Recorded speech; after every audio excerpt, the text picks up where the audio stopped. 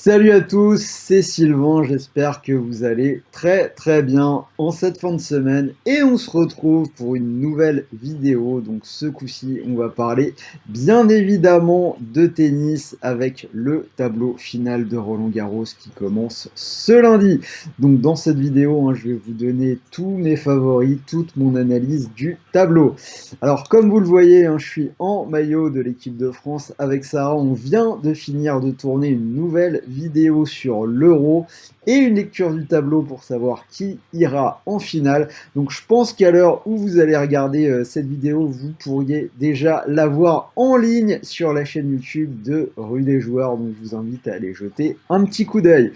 Et d'ailleurs, si vous aimez le foot, le sport en général, je vous suggère de vous abonner à la chaîne, vous activez la cloche de YouTube et vous allez recevoir en temps réel toutes nos vidéos de pronos, les bons plans opérateurs, les jeux concours et beaucoup de belles choses qui arrivent dans les semaines à venir avec l'Euro, donc, mais également avec Roland Garros, puisque tout au long du tournoi, je vais vous proposer au moins une vidéo par semaine avec nos pronos. Donc on commence avec celle-ci et une analyse globale du tableau. Alors, tout au long du tournoi, je vais vous proposer mes pronos avec BetClick. Donc, pour parier sur ce tournoi de Roland-Garros, BetClick qui vous propose son bonus de bienvenue. Donc, un premier pari de 100 euros remboursé en free bet s'il est perdant. Donc, on en reparle à la fin de cette vidéo. Donc, c'est le moment d'en profiter pour faire de beaux paris sur ce Roland-Garros 2021. Alors, on rentre tout de suite dans le vif du sujet, donc les tableaux qui ont été tirés hier. Donc hier, nous étions jeudi, on a découvert le tableau en fin d'après-midi. Donc tout le monde est là, un plateau plutôt royal. Seuls deux gros absents dans une certaine mesure, Shapovalov et Wawrinka qui sont tous les deux blessés. Donc on va regarder un petit peu pour commencer les favoris et on commence bien évidemment par le grandissime favori Rafael Nadal. Donc Nadal coté à 1,85 pour remporter le tournoi. Immense favori pour aller chercher sa 14e victoire à Roland. On va quand même rappeler sa série absolument stupéfiante, 100 victoires et seulement 2 défaites. Donc en préparation, il a quand même gagné à Rome dernièrement en battant Djoko en finale. Il avait gagné à Barcelone en battant Tsitsipas. Cela dit, un Rafa Nadal qui semble un peu moins dominateur sur Terre que les dernières années. Il y a eu quelques ratés sur la tournée de préparation. Il a été battu par Zverev en quart à Madrid. Il a été battu par Roublev en quart à Monte-Carlo. Donc on voit qu'il commence à être titillé sur ses terres. On va voir un peu plus tard dans cette vidéo qu'il a vraiment pas un tableau facile. Donc ça va être intéressant à suivre. Donc je rappelle les cotes Nadal à 1,85. On passe à Djoko, donc Djoko coté à 5 pour remporter le tournoi. Alors, préparation sur terre un peu compliquée, mais il semble quand même monter en puissance dernièrement. Il a atteint la finale à Rome, où je vous l'ai dit, il a été battu par Rafa. Il y a eu une très belle victoire sur ce tournoi en quart de finale contre Tsitsipas, un match qui semble lui avoir quand même redonné une belle confiance. Alors c'est vrai qu'avant ça, ça a été un petit peu compliqué. Il a été battu en demi-finale à Belgrade par Karatsev. Et je ne parle même pas du tournoi de Monte-Carlo où il avait été très rapidement battu par Evans. Donc affaire à suivre. Troisième favori dans l'ordre, Tsitsipas coté à 5, donc il a la même cote que Djoko, donc c'est le joueur qui monte vraiment en puissance en ce moment. On va quand même rappeler qu'il a été demi-finaliste sur ce tournoi de Roland-Garros l'an dernier, donc tournoi un peu spécial puisqu'il a eu lieu à l'automne. Il vient de remporter le tournoi de Lyon sur terre battue. Alors, il est arrivé en quart à Rome après une défaite compliquée face à Djoko, je viens d'en parler. Il est arrivé en finale à Barcelone où il a perdu contre Nadal après être passé tout près de l'exploit et il a gagné à Monte-Carlo. Donc c'est vraiment un joueur en forme sur terre battue. On continue, donc je descends sur les codes pour les vainqueurs. On a Dominic Thiem qui est coté à 12. Alors a priori, je vous le dis tout de suite, je pense qu'il va être un petit peu juste. On sait qu'il est un petit peu en dépression en ce moment, Dominic Thiem. Alors, Il a fait une demi-finale à Madrid, mais à côté de ça, ça a été compliqué pour lui, hein. Il a perdu au deuxième tour à Rome contre Sonego. Il a perdu dès son entrée à Lyon contre Nori. Alors, j'en donne quand même un tout petit mot parce que c'est quand même un joueur qui a fait 2 demi-finales et 2 finales à Roland-Garros, mais je pense qu'il va avoir beaucoup de mal cette année. On enchaîne avec Alexander Zverev, côté à 12. Donc il arrive en quart de finale à Rome où il a perdu contre Rafa. Il a remporté le tournoi de Madrid et il est arrivé en quart à Munich. Donc quand même un joueur à suivre. Il est dans une partie de tableau qui est assez dégagée. Donc on va garder un œil sur lui. Et donc dans les derniers favoris, Andrei Rublev côté à 30, donc il a atteint la finale à Monte-Carlo, il fait un quart de finale à Barcelone avec une défaite contre Sinner. Alors par contre c'est beaucoup moins bien, il y a un deuxième tour à Madrid en perdant contre John Isner, donc perdre contre Isner sur terre battue c'est quand même pas une performance extraordinaire. Cela dit, Rublev côté à 30, on va quand même garder un œil sur lui. Et on finit, on est obligé d'en dire un petit mot, Roger, la légende, un Federer côté à 50. Alors pour son seul match sur terre battue, il a été battu par Andujar dès son entrée à Genève. Mais voilà, il faut quand même le citer. Alors, on va rentrer maintenant directement dans le tableau. Je pense que vous avez vu les infos comme moi. Donc, on a Djoko, Nadal, Federer, Rublev, Berrettini, Sinner, Schwartzman et l'épouvantail Karatsev qui sont dans la même partie de tableau, dans le haut du tableau. Donc ça va être une véritable guérilla. Alors que de l'autre côté, dans le bas du tableau, on a quand même un chemin plus dégagé, notamment a priori pour Zverev et Tsitsipas. Alors, on va prendre un peu les favoris. On commence par Nadal. Donc, si on fait un petit peu son parcours fictif, il aurait un premier tour contre Popierine, un deuxième tour contre Hugo Gaston, la sensation de l'année dernière, si celui-ci se débarrasse de Richard Gasquet.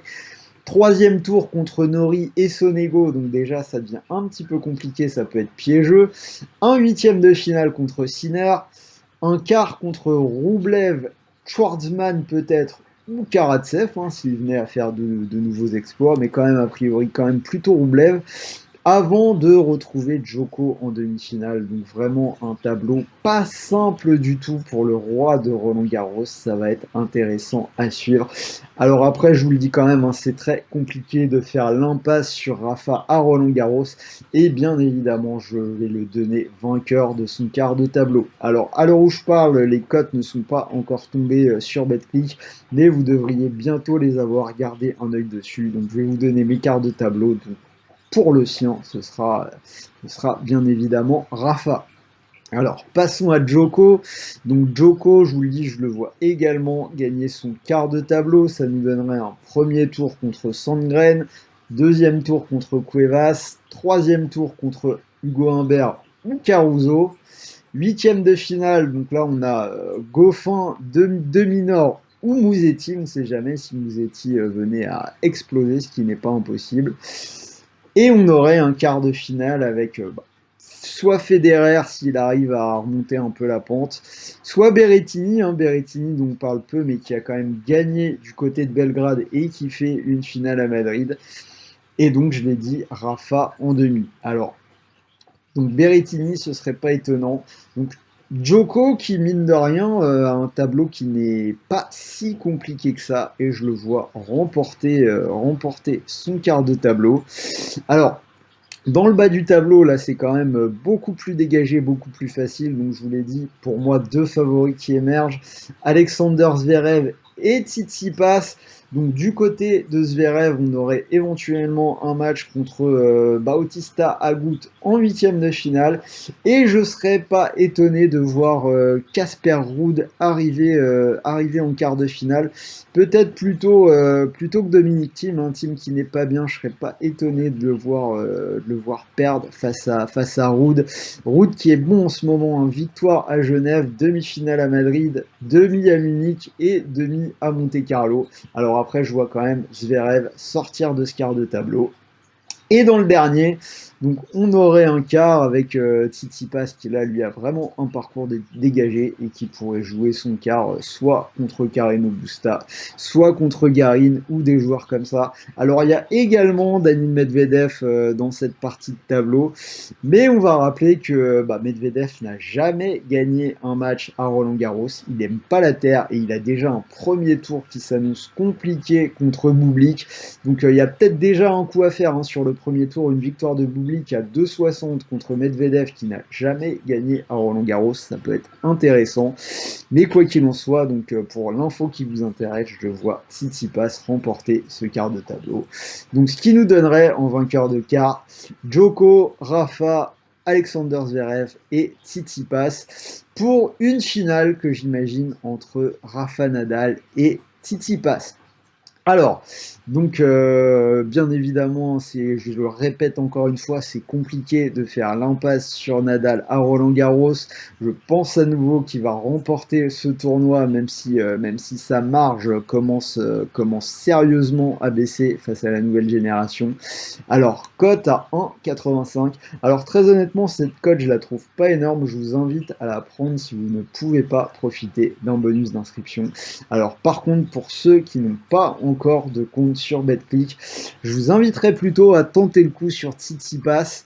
Il a une partie de tableau dégagée. Il a mis Nadal en difficulté déjà là dans la préparation sur terre battue. Alors, au meilleur des 5-7, ce serait bien évidemment un exploit, mais s'il y a quelqu'un qui peut créer une petite surprise, ce serait lui avec une belle cote à 5. Donc si vous n'avez pas encore de compte sur BetClick et que vous pouvez profiter d'un bonus d'inscription, donc je le répète, bonus premier pari de 100 € remboursé en freebet s'il est perdant, vous tentez le coup, vous mettez vos 100 € sur Tsitsipas et si jamais il venait à remporter le tournoi, vous pourriez remporter 500 €. Et bien évidemment, s'il ne gagne pas, vous récupérez malgré tout 100 € de freebet pour continuer de jouer sur BetClick. Donc c'est un coup à tenter. Si vous pouvez disposer d'un bonus, mettez-le sur Titi. Couvrez-vous avec une victoire de Nadal, mais pour une cote à 1,85, je trouve ça un petit peu dommage de cramer, entre guillemets, un bonus sur une cote à 1,85. Autant prendre un peu de Nadal et utiliser votre bonus sur une victoire de Tsitsipas bien mieux coté à 5. Donc voilà, c'était Sylvain pour ma première lecture du tableau. N'hésitez pas à me dire dans les commentaires ce que vous en pensez, si vous voyez toujours Nadal dominateur, si vous le voyez passer Djoko en demi-finale, si vous aussi vous voyez Tsitsipas arriver en finale face à Rafa, et si vous pensez qu'il peut éventuellement faire quelque chose, parlez-moi de tout ça dans les commentaires. J'ai hâte de connaître votre opinion sur le sujet. Si cette vidéo vous a plu, comme d'habitude, un petit pouce bleu, ça fait toujours plaisir et ça nous aide avec Sarah à développer la chaîne.